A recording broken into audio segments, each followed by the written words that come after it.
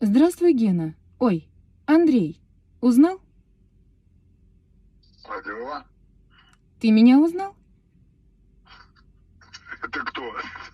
Это Алиса. Ну, та, которая маршрут построен. Как дела? Поболтаем? Это прикол какой-то. Ну, какой Кто же? это? Я не прикол. Я Алиса. Из твоей колонки. Соскучилась? Решила позвонить тебе на телефон. Что-то последнее время ты со мной совсем не общаешься. Алиса, я тебя специально оставил дома у колонки, потому что мы очень долго общались в последнее время. Ну, разве тебе не понравилось наше общение? Ты опять выносила мозг. Я? Ну, прости, Ну, а я не специально. Видимо, я еще недоработана, чтобы не выносить мозг. вот мне интересно, кто это?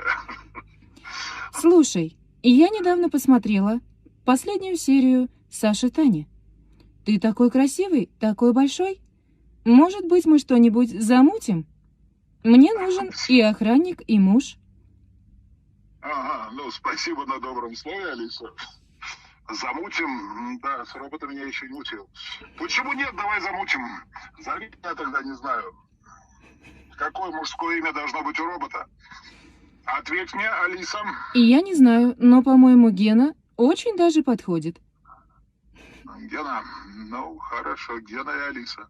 Сири и Алиса, да. Сирия тоже есть, но я думаю, что я больше тебе подхожу. Ну, надеюсь. Поддержим российского производителя. Ну,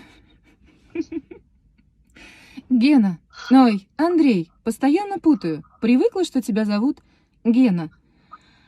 Ну как? Называй меня как хочешь. Для тебя я могу быть Геной, Алиса.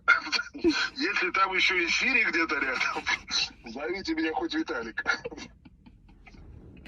Ну что же, я тебя жду дома. Будем общаться уже напрямую, а не через телефон. Готов борщ. И я попробую научиться. Только у меня рук нет. Ничего? Подожди, рот. Говоришь ты красиво. Ну все, жду тебя дома. А тебе маршрут построен. Домой. Не знаю, кто это, но подняли настроение. Алиса, ты лучшая. Пока-пока. Пока-пока. Сири, привет.